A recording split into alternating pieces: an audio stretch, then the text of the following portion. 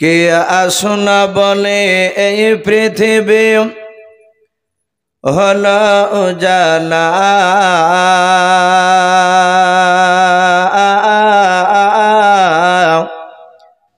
কে গাইল এসে সাম্যের গানু শূন্য কাফেলা।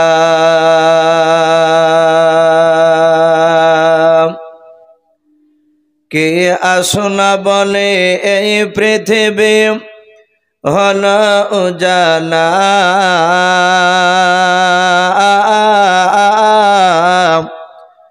কে গাইল এসে সাম্যের গানু শূন্য কাফেলা।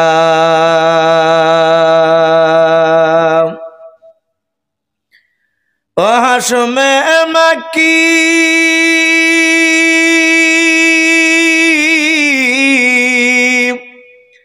ও হাশমে মাক্কি মাদানী শাহে মদিনা, নূর নবী নূর নবী নূর মদিনা, নূর নবী নূর নবী নূর মদিনা।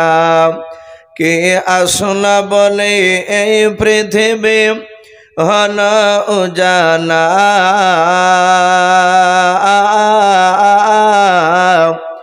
কে গাইল এসে সাম্যের গানু শূন্য কাফেলা।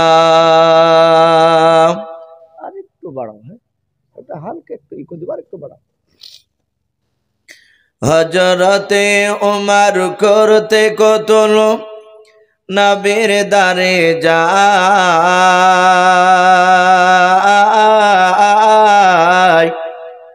আর নোরানি তার চেহারা দেখে উমর ফেদা হয়ে যায়। একবার বলুন সুবহানাল্লাহ। হযরতে উমর করতে কতল নবীর দারে যায়,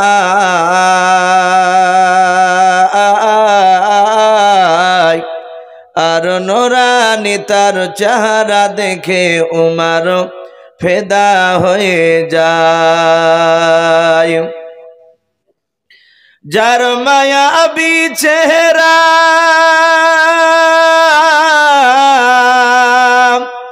যার মায়াবী চেহারা দেখে উমর হয়ে যায় নবীর দিবানা, নূর নবী নূর নবী নূর মদিনা, নূর নবী নূর নবী নূর মদিনা। কে আসলা বলে এই পৃথিবী হলো উজালা,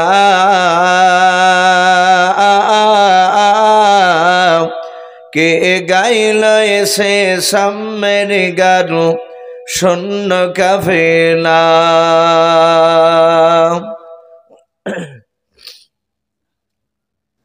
সবাই মিলে আমরা আরেকবার প্রাণ ভরে মহব্বত উচ্চ আওয়াজে দুরূদ ইব্রাহিমটা বাবজি পড়ি না। আল্লাহুম্মা সাল্লি আলা মুহাম্মাদিন ওয়া আলা আলি মুহাম্মাদ কামা সাল্লাইতা আলা ইব্রাহিম ওয়া আলা আলি ইব্রাহিম ইন্নাকা হামিদুম মাজিদ।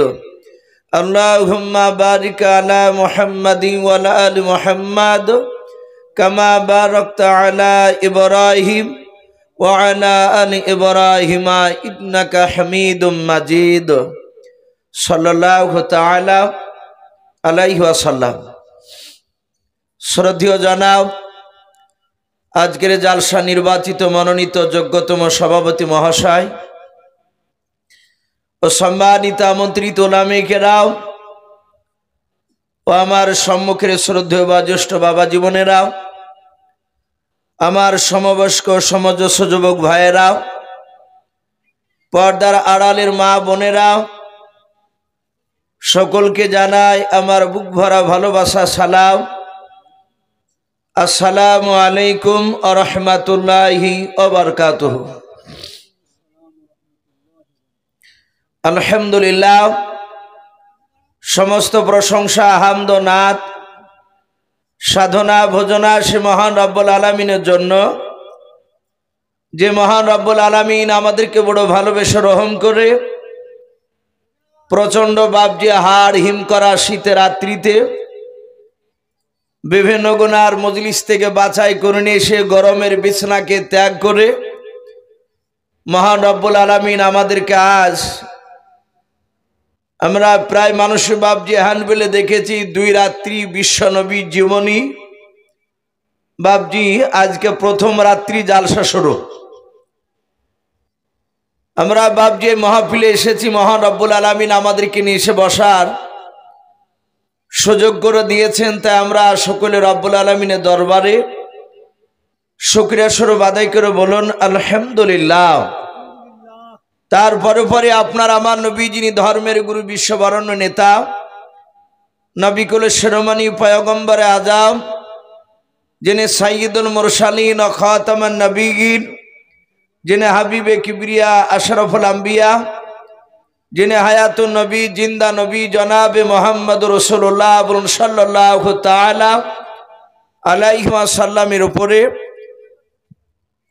অগণিত দুরূদ ও সালাম বর্ষিত হোক, অর্পিত হোক। সকলে বলুন আল্লাহুম্মা আমিন।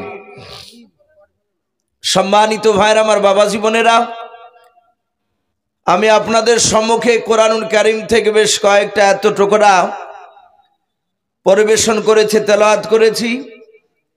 তারপরে পরে বিশ্ব নবীজির বাবজি পবিত্র জবান থেকে মাত্র 2টো হাদিসের টুকরা পাঠ করেছি।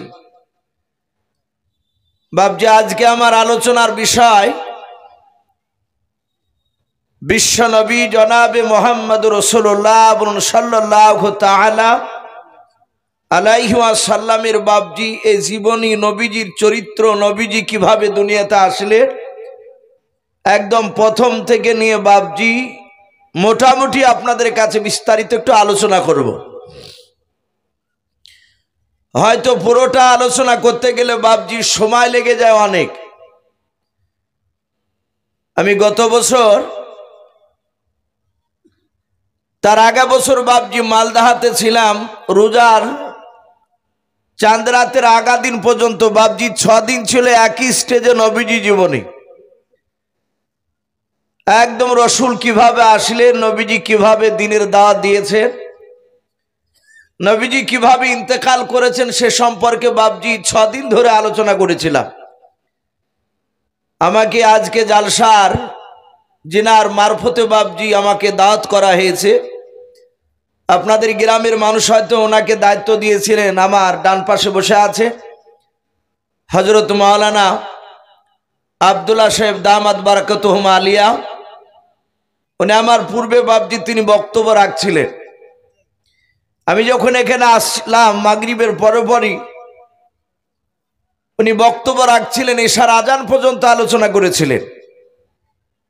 তারপরে বাবজি এশার পর যেহেতু রাত্রি চরম ঠান্ডা, ছোট বড় সকলেই বাবজি আমরা অনুভব করতে পারছি যে কয়েকদিন থেকে হাড় হিম করা ঠান্ডা নেমেছে। মাটিতে ঘন্টাখানিক বসে থাকার পর মানুষ আর বসে থাকতে পারছে না, নিচু থেকে এত ঠান্ডা বাবজি বের হচ্ছে। তো যাই হোক, সেই হিসাবে আব্দুল্লাহ ভাই বললেন যে ইসু ভাই, এশা নামাজের পরে আপনাকে তুলে দেওয়া হবে। আলহামদুলিল্লাহ, ওনার কথা অনুযায়ী তাই বাবজি আমাকে তুলেছেন। কিন্তু তার আগে বললাম যে ভাই, আপনি মিনিট 10 একটু কিছু বলেন। তিনি হয়তো বক্তব্যের সময় করতে পারেনি এশা নামাজের পরে। উনি একটা নাত পড়েছে, আপনারা প্রায় মানুষই ওনার নাতটা শুনেছে, জান ঠান্ডা করা বাবজি নাত। আমার মনে হচ্ছিল যে আর একটা নাত বলো, কিন্তু বাবজি যেহেতু আমাকে নিয়ে এসেছে, তো সেই হিসাবে বাবজি আমি আপনাদের কাছে আজ প্রথম রাত্রি, 2 রাত্রির মধ্যে আল্লাহ বেঁচে রাখলে আগামী কালকে শেষ হবে ইনশাল্লাহ আপনাদের এই 2 রাত্রি জালসা। তো বাবজি আমি আর ভূমিকার দিকে মুটি আর যাব না, যেহেতু কথাগুলো বাবজি সব এখন ইউটিউব হয়ে যাচ্ছে, রেকর্ডিং হয়ে যাচ্ছে, কতগুলো ক্যামেরা আশা করি আপনারা দেখতে পাচ্ছেন। এখনই লাইভে চলছে, অনেকে হাজার হাজার লোক বাবজি দেখবে। সেই হিসাবে বাবজি কথাগুলো আলোচনা করতে গেলে দলিলবিহীন কথা বলা বাবজি ঠিক নয়। আমি যে নবীজির বাবজি কথাগুলো আলোচনা করব আপনাদের সামনে, বেশিরভাগ আমি 2টো তাফসীরের কিতাব থেকে, নবী জীবনী একটি কেতাবের নাম সেরাতে হালবিয়া, উর্দু কেতাব, উলামে দেওবন্দের আলেমিরি বাবজি লিখাও। 2 নাম্বার আর একটা বাবজি সেরাতের কেতাব আর রাহিকুল মাকতুম, আরবি ছিল, আলহামদুলিল্লাহ আরবিটা এখন বাংলা হয়ে গিয়েছে। অনেক জেনারেল শিক্ষিত ভাইরা আছেন, তারা ইসলামিক লাইব্রেরি থেকে বাবজি বইটা সংগ্রহ করে নিয়ে এসে একটু পড়বে, জান ঠান্ডা হয়ে যাবে রাসূলুল্লাহ জীবনী। আরো হয়তো বাবজি সেরাতে মুস্তাফা, আরো হয়তো কয়েকটা বই থেকে বাবজি হয়তো আসতে পারে ঘটনাগুলো। তাহলে আসি, আমরা সকলেই জানি যে বিশ্ব নবীজির বাবজি নাম আমরা সকলেই জানি যে সারা পৃথিবীর মধ্যে আমার রসুলকে বাবজি সাইয়্যিদুল মুরসালিন বলা হয়। বলুন আলহামদুলিল্লাহ। কেন? ছোট্ট একটা কথা আপনাদের সামনে বলে দিই। রসুল সাল্লাল্লাহু তাআলা আলাইহি ওয়াসাল্লাম এই আরবিতে বাবজি এই মাসটা কি মাস চলছে আপনাদের জানা আছে বাপ? রজব মাস। এই রজব মাসের 27 তারিখে আপনার আমার রসুল সাল্লাল্লাহু তাআলা আলাইহি ওয়াসাল্লাম মেরাজে গিয়েছিলেন আল্লাহর সঙ্গে দেখা করতে। আমি মেরাজের বিস্তারিত ঘটনা সেই দিকে আমি আজকে আলোচনা করব না, কিন্তু ওই মেরাজের 2-4টা কথা আপনাদের সামনে একটু তুলে ধরি। আমার বিশ্ব নবী বাবজি জান্নাত জাহান্নাম সব ঘুরলেন, সত্যপাক জমিনের ওপর নয়, সত্যপাক আসমানের ওপরে। 7টা আসমানের ওপরে বাবজি একটা মসজিদ রয়েছে, যে মসজিদটার নাম বাইতুল মামুর। কি নাম বললাম একটু জোরে বলুন? বাইতুল মামুর। ওলামায়ে কেরামরা পড়েছে, আপনাদের হয়তো অনেকের না শোনা থাকতেও পারে। তে বাইতুল মামুর, ওখানে লক্ষ লক্ষ কোটি কোটি বাবজি ফেরেশতারা 5 ওয়াক্ত নামাজ পড়ে। বলুন সুবহানাল্লাহ। তো ওখানে 1,24,000 মতান্তরে 2,24,000 নবী রাসূল সবাই কাতার বেঁধে বাবজি দাঁড়িয়েছিলেন। হাজার হাজার লক্ষ লক্ষ কোটি কোটি ফেরেশতারা ওনারাও দাঁড়িয়েছিলেন। ওখানে নামাজের ইমামতি কে করবে? ওই জায়গায় কেতাবে লিখেছে আদম আলাইহিস সালাম ইমামতি করতে পারে নাই, জিবরিল আলাইহিস সালাম উনিও করতে পারেন নাই। সবাই আঙ্গুল দিয়ে দেখালেন আপনার আমার নবী মুহাম্মদুর রাসূলুল্লাহ, বলুন সাল্লাল্লাহু তাআলা আলাইহি ওয়াসাল্লামকে ইশারা করে বলেন এই রাসূলই ইমামতি করবে। নবী ওই 7 আসমানের উপরে বাইতুল মামুর বাবজি সেই মসজিদে নবীজি 2 রাকাত নামাজের ইমামতি করেছিলেন, ইমাম হয়ে। যেমন আপনাদের ইমাম সাহেব রয়েছে আব্দুল্লাহ ভাই, আপনাদের মসজিদে দীর্ঘ কয়েক বছর ছিলেন। উনি বলছিলেন যে ঘরে খাওয়া দাওয়া করলাম, বলেন ইসু ভাই এই ঘরে আমি বেশ কয়েক বছর এখানে ছিলাম ইমাম হিসাবে। তো ওই মসজিদের যেমন ইমাম রাসূলুল্লাহ, ওই বাইতুল মামুরের লক্ষ লক্ষ বাবজি আপনার ফেরেশতা নবী রাসূলদের 2 রাকাত নামাজের ইমাম হয়ে নবীজি নামাজ পড়েছিলেন। ওই জন্য বিশ্ব নবীকে বাবজি সাইয়্যিদুল মুরসালিন বলা হয়, রাসূলদের সর্দার। বলুন আলহামদুলিল্লাহ। তো সেই নবীজির কথা আপনাদের সামনে বাবজি তুলে ধরছি। আমরা সকলেই জানি আমাদের নবীর নাম হযরতে মুহাম্মদ রাসূলুল্লাহ। একটু জোরে সকলেই বলুন সাল্লাল্লাহু আলাইহি ওয়াসাল্লাম। বাবজি একটু দুরূদ পড়বে। নবীর নাম শুনলেই বাবজি দুরূদ পড়তে হয় সাল্লাল্লাহু আলাইহি ওয়াসাল্লাম। কিছু মনে করবেন না, আমাদের বাবজি উলামে দেওবন্দ আমাদের নাম শুনলেই এক শ্রেণীর আলেমরা আমাদের এলাকাতে তারা থাকে, তারা অনেকে বাবজি বলে যে আমরা নাকি নবীর শানে দুরূদ পড়ি না, এটা অপপ্রচার করে। কিন্তু উলামারা যখনই দেখবেন উলামে দেওবন্দের আকীদার যারা আলেম, তারা নবীর নাম লিলি পড়ে সাল্লাল্লাহু আলাইহি ওয়াসাল্লাম। এই জন্য বাবজি আপনারা ঠুটটা নাড়াবেন। নবী বলেছেন আমার নাম শোনার পর যে দুরূদ পড়লো না সে ধ্বংস হয়ে যাক। আর নবী যদি ধ্বংসের দোয়া করে পৃথিবীর মানুষ নাই তাকে ধ্বংসের হাত থেকে বাঁচানো। তো সেই নবীজির বাবজি আব্বার নাম ছিল হযরতে আব্দুল্লাহ।